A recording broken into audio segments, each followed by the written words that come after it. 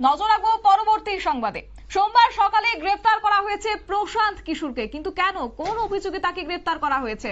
যে ছবি আপনাদের সামনে আমরা তুলে ধরছি, রীতিমতো দেখতেই পাচ্ছেন যে অনশন মঞ্চে ছিল প্রশান্ত কিশোর এবং সেখান থেকেই তাকে গ্রেফতার করেছে এবং জানা গেছে পাটনা থেকে গ্রেফতার করা হয়েছে সুরাজ দলের প্রধানকে। বিহারের চাকুরি পরীক্ষায় কারচুপি এবং সেই কারচুপির অভিযোগেই তাকে অনশন মঞ্চ থেকে তাকে তুলে এনেছেন এবং তাকে গ্রেফতার করেছেন রীতিমতো সোমবার সকালে অনশন মঞ্চ থেকে গ্রেফতার। জানবো বিস্তারিত, আমাদের সঙ্গে রয়েছে প্রতিনিধি সুমন্ত ব্যানার্জি। সুমন্ত, এই মুহূর্তের আপডেটটা কি রয়েছে?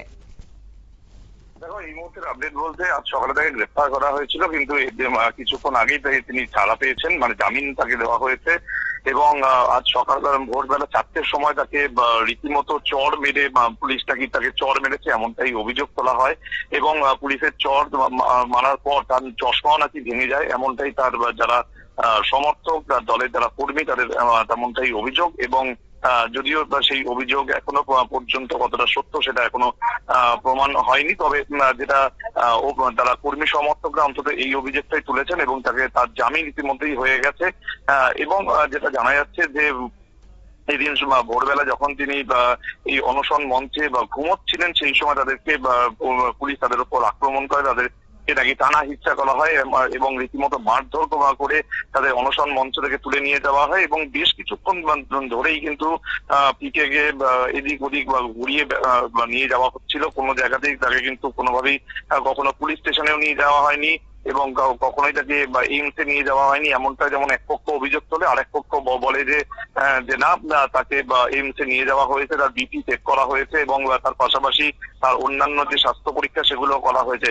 দেখো, 5 দিন ধরে তিনি অনশন চালিয়ে যাচ্ছেন এবং আজকে ভোরবেলা তাকে যখন গ্রেফতার করা হয় তখন বিহার পুলিশ তখন তাকে গ্রেফতার করে এবং জনসুরাজের পক্ষ থেকে এই বিষয়টি, পুলিশের এই ভূমিকাকে এবং বিহার পুলিশকে রীতিমতো এক হাত নেয় এই জনসুরাজ দলের কর্মী সমর্থকরা।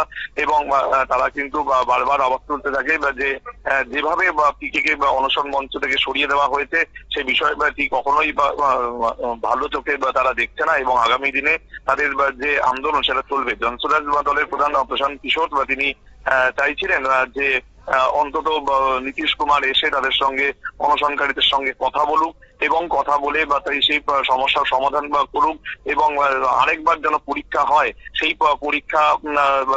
পরীক্ষা যতক্ষণ না হচ্ছে ততক্ষণ না পর্যন্ত আশ্বাস দেওয়া হচ্ছে সরকারের পক্ষ থেকে তাদের এই অনশন চলবে। এই সকল মিলিয়ে মোট 5 দফা দাবি তাদের ছিল, কিন্তু 5 দফা দাবির মধ্যে একটাও পূরণ করা হয়নি। তারই মধ্যে এদিন ভোরবেলা নিয়ে যাওয়া হয় প্রশান্ত কিশোরকে এবং তারপরেই আমরা জানতে পারলাম যে কিছুক্ষণ আগে তাকে জামিন দেওয়া হয়েছে এবং মোট প্রায় 8 ঘন্টা পর তিনি জামিন পান। এবং তার এই যে জামিন পাওয়াটা আগামী দিনে জনসুরাজের যে মানে কর্মসূচি সেটা কোন দিকে যায়, এই পার্টিকুলার ঘটনাকে কেন্দ্র করে সেদিকে আমাদের অবশ্যই নজর থাকবে।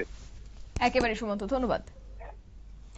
অর্থাৎ 70তম বিপিএসসি প্রিলিমিনারি পরীক্ষায় অনিয়মের অভিযোগ তুলে তারা দীর্ঘদিন ধরে অনশন চালাচ্ছিল এবং পাটনার গান্ধী ময়দানে সেই বিক্ষোভ দেখিয়েছেন জনসুরাজের প্রধান প্রশান্ত কিশোর এবং সাত সকালে তাকে অনশন মঞ্চ থেকে তুলে নিয়ে গেছে পুলিশ। কিন্তু পুলিশের দাবি হচ্ছে যে তারা যে অনশন করেছে সেটার কার্যত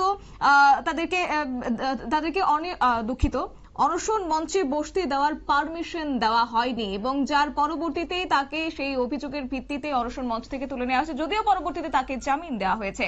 নিয়ে নিচ্ছে ছোট্ট একটি বিজ্ঞাপন বিরতির, সঙ্গে থাকুন।